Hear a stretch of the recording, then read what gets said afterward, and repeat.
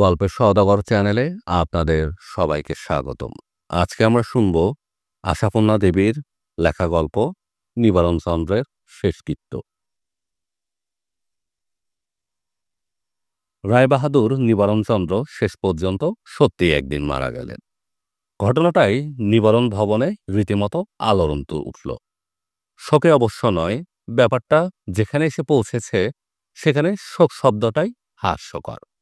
আলোড়ন উঠল ঘটনাটা যে সত্যিই কোনোদিন ঘটবে এ বিশ্বাস নিবারণ চন্দ্রের ছেলে, বউ, নাতি নাতনি ও তস্যদের আর ছিল না বলে ওরা ধরেই নিয়েছিল চিত্রগুপ্তের হিসাবের খাতা থেকে নিবারণ চন্দ্রের নামের পৃষ্ঠাটা শিলায় খুলে পড়ে হারিয়ে গেছে। অতএব এটা অবিশ্বাসের পর্যায়ে পড়ল। কতকাল যেন আগে তুই একবার মরমর হয়েও না মরে জীবহৃদয়ের জগৎ থেকে হারিয়ে গিয়ে নিবারণ চন্দ্র এ বিরাট তিনতলা প্রাসাদতুল্য বাড়িটার কোনো এক কোণে হারিয়ে গিয়ে পড়ে থেকেছেন। সে কথা কারুরই মনে নেই। দুঃসম্পর্কেও আত্মীয়রা কখনো কখনো বলে, কি সর্বনাশ, বুড়ো এখনো বেঁচে আছে।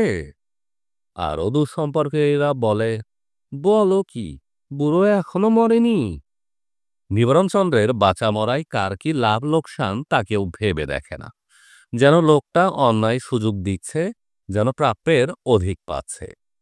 বাড়ির লোকেরা এসব বলে না, কারণ তারা কেউ ওকে নিয়ে আর মাথা ঘামায় না। ওদের নিজেদের জন্ম মৃত্যু বিবাহকে কেন্দ্র করে যে জীবনলীলা আবর্তিত হচ্ছে, নিবারণ চন্দ্রের সঙ্গে তার কোনো যোগ নেই। নিবারণ চন্দ্র ওদের পথ জুয়েও বসে নেই। বছরে দু একবার হয়তো বাড়ির সদস্যরা কনের দিককার ঘরের দরজায় গিয়ে দাঁড়ায়, বিজয়া দশমীর পরদিন সকালে অথবা পহেলা বৈশাখের দুপুরে। মাঝে মাঝে কোনো নতুন বর কনেকে নিয়ে, এই পর্যন্তই। তাছাড়া আর কি করবে? এটাই তো যথেষ্ট। যে লোকটা ৯৬ বছর আগে এই পৃথিবীতে এসে এখন পর্যন্ত নড়বার নামটি করছে না, তার সম্বন্ধে এর বেশি সৌজন্যবোধ আর বাঁচিয়ে রাখা যায়? কে মনে রাখতে চায় রায় বাহাদুর নিবারণ চন্দ্রের নামে একদিন পাখে গরুতে এক ঘাটে জল খেত? এ নিবারণ ভবনের মেঝেগুলো তার পায়ের চাপে টলবল করত, এবং এই ভবনের প্রতিটি ইট কাঠে তার সতর্ক দৃষ্টির ছাপ ছিল। সময় মরতে পারাটাই যে বাঁচা, এ কথাটা যারা ভুলে যায় তাদের সম্বন্ধে কার কি দায়? তবু তো এখন এরা এতদিন সব বিস্মৃতির ত্রুটি সুদে আসলে শোধ দিচ্ছে, দানসাগর ও শ্রাদ্ধ করছে। এ জিনিসটার তো নামই ভুলে গেছে এ যুগের লোকেরা। নিবারণ চন্দ্রের ছেলেরা মানুষের মতো মানুষ বলেই না সেই অতীত বস্তুকে বর্তমানে এনে ধরে দিচ্ছে। অবশ্য নিবারণ চন্দ্রের ছেলেরাও এখন অবসরপ্রাপ্ত বৃদ্ধ, যা করবার তাদের ছেলেপুলেরাই করছে। কিন্তু তাদের ইচ্ছেতেই তো। নিবারণ চন্দ্রের ৩ ছেলে রীতিমতো কীর্তি ছিল, যাকে বলে ধনে পুত্রে লক্ষ্মীমন্ত। তবু তাদের সমগ্র সংসার এখনো একান্নবর্তী। এমন নজির এ যুগে দুর্লভ। দুষ্ট লোকে অবশ্য বলে এর কারণ ওই দুধে বড়োর চতুর্বুদ্ধি। বুড়ো নাকি তার উইলে লিখে রেখেছে, আমার জীবন দশায় যে ছেলে ভিন্নহারি হবে সে নিবারণ ভবনের ভাগ পাবে না। এদিকে সেই জীবন দশার মেয়াদটা তিনি এত বেশি বাড়িয়ে নিলেন যে ছেলেদের মাথার চুল বিলকুল সাদা হয়ে গেল। এখন তারাই ভয়ে কাটা হয়ে থাকে, তাদের ছেলে বউরা কে কখন ভিন্ন হয়ে বসে। ভাগ্যক্রমে এখনো তা করে বসেনি কেউ, বরং বাপ কাকার কাজে আগ্রহের সঙ্গে সহযোগিতাই করে। এই তো বাড়ির বড় ছেলে এই উপলক্ষে বাড়ি শুদ্ধ সমস্ত মেয়ে বউয়ের জন্য ভালো ভালো জরিপার টাঙ্গাইল শাড়ি এনে দিয়েছে। মা কাকিমার জন্য চওড়া চওড়া পাড়ের ধনেখালি। মেজ ছেলে বাপ কাকার নিয়মভঙ্গের ধুতি আর ছেলেদের নতুন জামা। ধুতি আজকাল আর কেউ পরে না, এই একদিন পরেই থাকবে। তবু দামি কাচি ধুতি এনেছে। এটাও যেন রায়বাহাদুর নিবারণচন্দ্রের মর্যাদা রক্ষার একটা অংশ। তার উপযুক্ত মর্যাদায় রক্ষিত হচ্ছে এই শ্রাদ্ধ কার্যের প্রতিটি অঙ্গে। ঝি চাকররা পুজোয় এমন ভালো কাপড় পায় না যেমন পেয়েছে কর্তাবাবুর শ্রাদ্ধই। দেশ জানিত একটা মানুষ যে একটা বাড়ির মধ্যে ছিলেন এতদিন, এটা দেশ শুদ্ধ জানুক। নিমন্ত্রণের তালিকা প্রস্তুত হয়ে গেছে, যজ্ঞের রান্নার মেনুও প্রস্তুত। তবু মাঝে মাঝে নতুন সংযোজন চলছে, চলছে পরিবর্তন, পরিবর্ধন, পরিবর্তন, পরিবর্ধন। হঠাৎ হঠাৎ ছেলেদের মনে পড়ছে বাবা এটা খেতে ভালোবাসতেন, মেয়েদের মনে পড়ছে এটা বাবা রোগের জন্য খাওয়া বন্ধ হয়ে গিয়েছিল। এই ভোজের মেনুতে সেগুলো জুড়লে বাবার আত্মার তৃপ্তি, অতএব জোড়া হচ্ছেও তাই। ব্রাহ্মণ ভোজন টোজন হাবিজাবিগুলো শ্রাদ্ধের দিনই মিটিয়ে ফেলে, প্রধান ভোজটা রাখা হচ্ছে নিয়মভঙ্গের দিন। নিমন্ত্রণ পত্রের নিচের দিকে আত্মীয় বন্ধু ও কুটুম্বদিগের জলপান মার্কা মেরে দিয়ে লুচি কুমড়োর ঘ্যাট আর ধোকাই ঢালনার সম্ভারে শ্রাদ্ধের ভোজ সেরে দেওয়ার মতো নিচু নজর দেয় নিবারণের বংশধরদের। তারা ওইসব আত্মীয় কুটুম্ব বন্ধুদের দুটো ভালো মন্দ খাওয়াতে চায় এই উপলক্ষে। এ তো আর কারো ছেলের নাতির ভাত পইতে বিয়ে নয়, একজনের পকেটের ব্যাপার। এ হলো গিয়ে পুরো পারিবারিক দায়। নিবারণের প্রীতি পত্রটি পর্যন্ত এসে হাত মিলিয়েছে। আত্মীয় স্বজন ছাড়াও কর্তাদের প্রাক্তন কলেজের অফিস সহকর্মী যারা এখনো বেঁচে বসে আছেন, তাদের ছেলেদের অফিসের বস এরা রয়েছেন নিমন্ত্রিতদের তালিকায়। রয়েছেন ২-৪ জন সাহেব সুবউ। কাজেই রান্নার মেনুতে মাছ, মাংস, চপ, কাটলেট ছাড়াও মুরগিটা রাখতে হয়েছে। ওটা না হলে ফ্রাইড রাইসটা তেমন জমে না। অবশ্য এটা নিয়ে বেশ কিছু মতভেদ আর কথা কাটাকাটিও হয়ে গেছে জিনিসটা তালিকায় ওঠার আগে। সদ্য পরলোকগত রায়বাহাদুর নিবারণচন্দ্রের তিন কুলের সবাই তো এসে পড়েছে। গিন্নিরা নিয়ে তো বটেই, আধা গিন্নি নাতিনা বউয়েরাও এসেছে তাদের সঙ্গে। তাদের মধ্যে দুটো দল হয়ে গিয়েছিল। একদল প্রতিবাদে মুখর হয়ে বলেছিল, শ্রাদ্ধই মুরগি, ছি ছি, হিন্দু বাড়িতে একই অনাচার। অপর দল প্রতিবাদে প্রখর হয়েছিল, শ্রাদ্ধ তো হিন্দু বাড়িতেই হয়, ওটা কোনো কাজের কথা নয়। আব্বুদেরকে তো আর দেওয়া যাচ্ছে না জিনিসটা, আত্মীয় স্বজনকে ভালো খাওয়ানোই তো প্রথা। নিবারণের মেজ মেয়ে নাক বাঁধিয়ে বললে, তা বললে কি হবে, আমার শ্বশুরবাড়ির লোকেরা গায়ে ধুলো দিবে। নিবারণের ছোট ছেলে বলল, কেন মেজদি, ওরা কি খান না জিনিসটা? মেজ জামাই বাবু তো মুরগি পেলে আর কিছু খান না। সে আলাদা কথা, তা বলে পিতৃশ্রাদ্ধে। নিবারণের বড় ছেলে কদিনের না কামানো দাড়িতে হাত বুলিয়ে বলল, তাতে কি, ওটা বাবা বাবা ওটা খেতে কি ভালোই না বাঁচতে, তা তো আর মনে নেই। তখন তো আবার রান্নাঘরে মুরগি টুরগি ঢুকতো না, আলাদা বাবুচি রেখে বাড়ির বাইরে রান্না করিয়ে। গলাটা একটু বাষ্পরুদ্ধ হয়ে গেল। তারপর আস্তে আস্তে বললেন, সামান্য বিচার আচারের ছুতোয় কত বঞ্চিত হতে হতো সেকালে। মেজমেয়ের মন ভরে গেল, বলল, তা সত্যি দাদা, তুমি বললে মনে পড়ল। মনে পড়ে আমরা সেই বাইরে গিয়ে খেতাম, চাকরদের নাইবার কলে হাত মুখ ধুতাম আর জামা ছেড়ে তবে বিছানায় শুতে পেতাম। নাত বইয়েরা কে কে যেন ঘরে ছিল, তারা সিনেমার নায়িকার ভঙ্গিতে মুখে হাত চাপা দিয়ে হেসে উঠল। একজন বলে উঠল, এই সূচিবাইটি কার ছিল? কার আর, আমাদের মা জননী।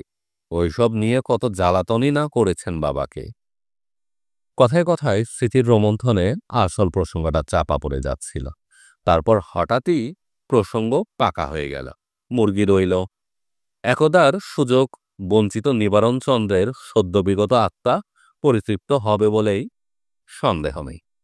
মুরগি প্রতিষ্ঠিত হবার পরপরই হঠাৎ নানা দিক থেকে স্মৃতির প্রতিযোগিতা শুরু হয়ে গেল। দেখা গেল শুধু মেয়েরাই নয়, নিবারণের পৌরা ভাইজি ভগ্নীরাও মনে রেখেছে। মামা কি কি খেতে ভালোবাসতেন, জ্যাঠা কি কি খেতে ভালোবাসতে। কোনো এক বিশেষ প্রতিপত্তিশালী ভাগ্নি বলে উঠল, তোমাদের যা লিস্ট আছে থাক, মামার কাজে আমি কেষ্টনগরের সরপুরিয়া আনাবো। ওটা মামা ভীষণ ভালোবাসতেন। আমার শ্বশুরবাড়ির দেশ তো, যখন তখন আসা যাওয়াও ছিল। আমি এলেই বলতেন, কই রে তোর শ্বশুর দেশের সরপুরিয়া কই। ভগিনীর দিদি অন্য এক ভগ্নী বলে উঠল, নেমন্তান্নাই তো শুনছি ১,৫০০-১,৫০০-এর উপর। অর্থাৎ কিনা ভেবে চিনতে দেখো, সাদা কাগজে সই করে বসো না। প্রতিপত্তিশালিনী বলে উঠলেন, তা ১,৫০০-২,০০০ যাই হোক এসে যাবে কিনা কিছু দিদি, মামা আমাদের কত আলদর আহ্লাদ করেছেন, আমরা আর কবে কি করতে পেরেছি বলো, ১০-২০ বছরের মধ্যে তো দেখা সাক্ষাৎই নেই।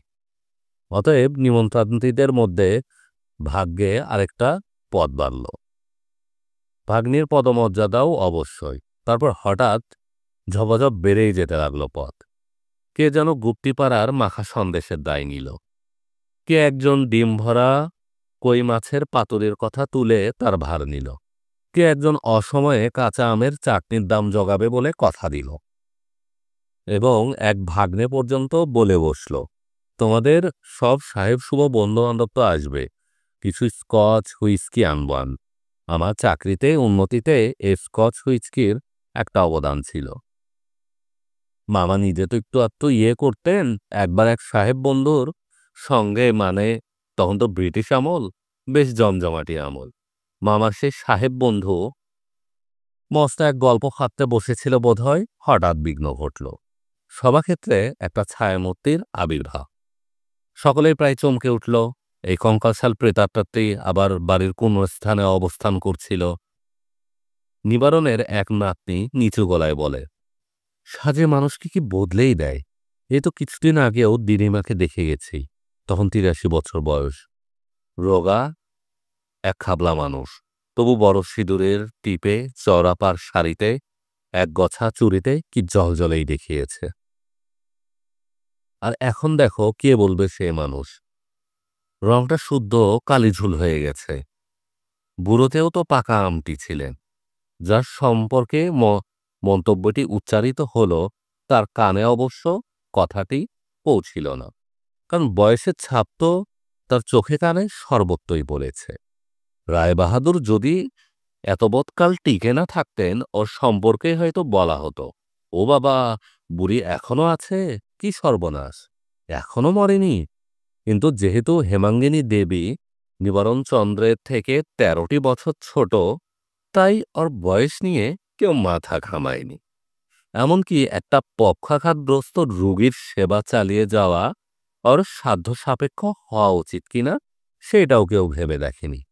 একটা চাকর তো রয়েছে ওকে নড়াতে সরাতে, তবে আর কি, সেবার মাস সেবা করবেন, এটাই তো স্বাভাবিক।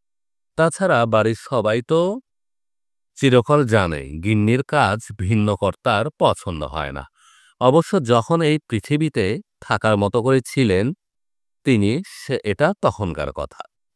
হেমাঙ্গিনীর হাতে গড়া রুটি ভিন্ন হজম হতো না নিবারণচন্দ্রের। হেমাঙ্গিনীর হাতের রান্না ভিন্ন ঝোল মুখে রুচত না। তবে এসব অপমানের পর আবার কোন বৌমা তার জন্য এগিয়ে আসতে যাবে।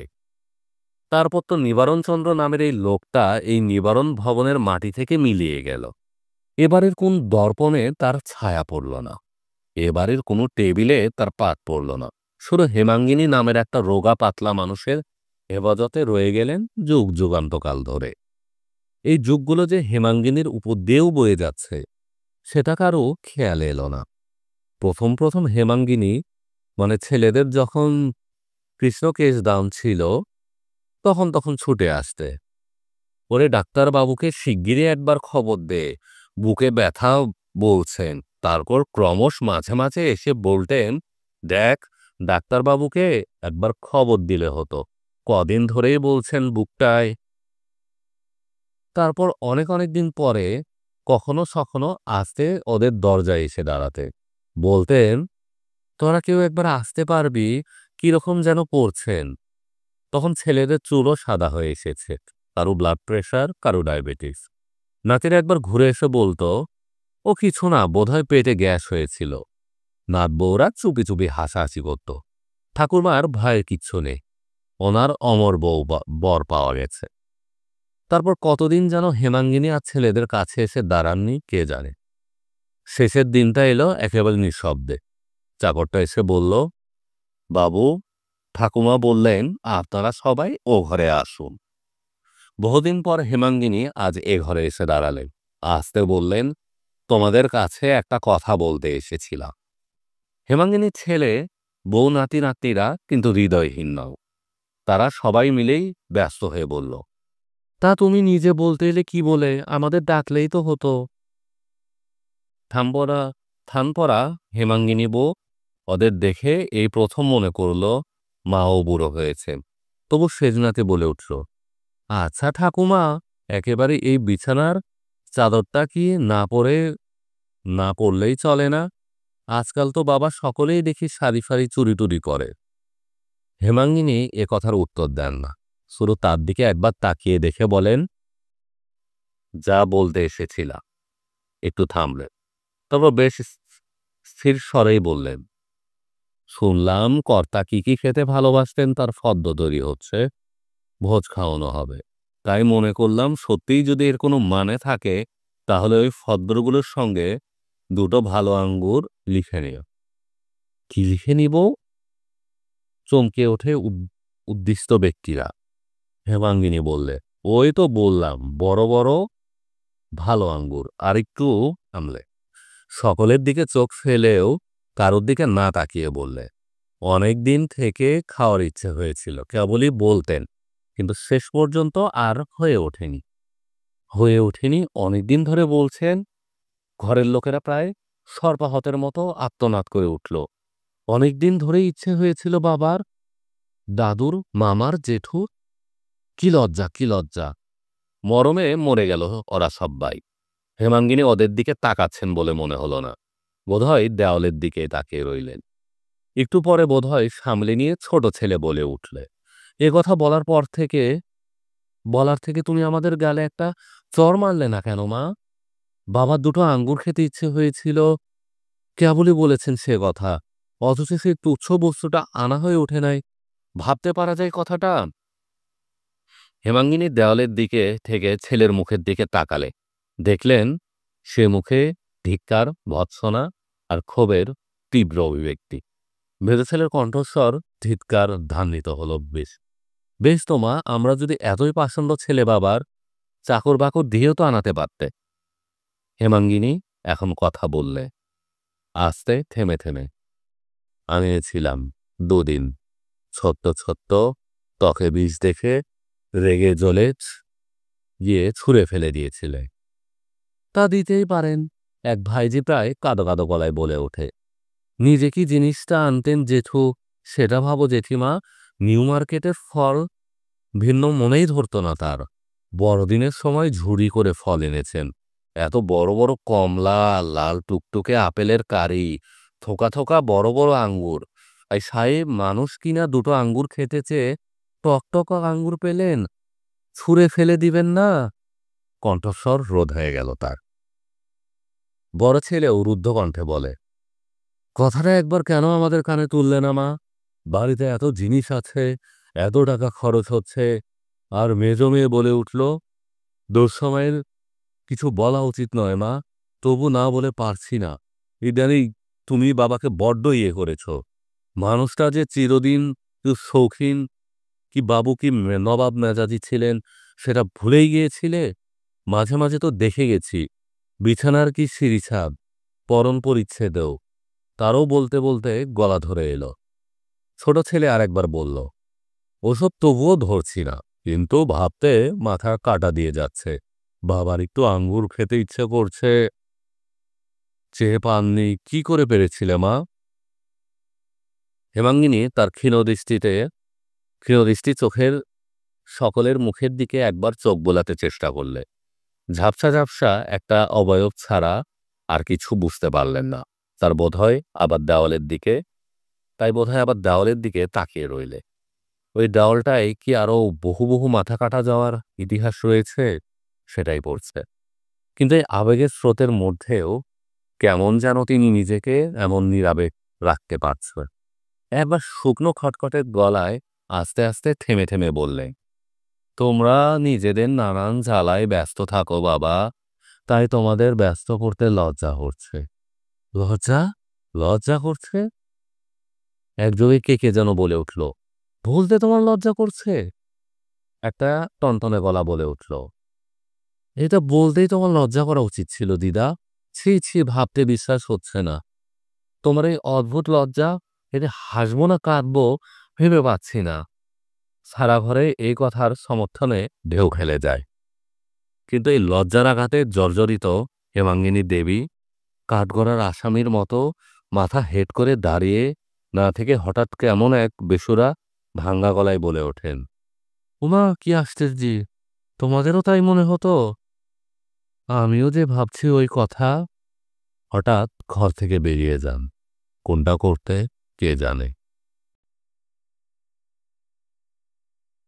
গল্পের সওদাগর চ্যানেলে আপনারা শুনছিলেন আশাপূর্ণা দেবীর লেখা গল্প নিবারণ চন্দ্রের শেষ তীর্থ।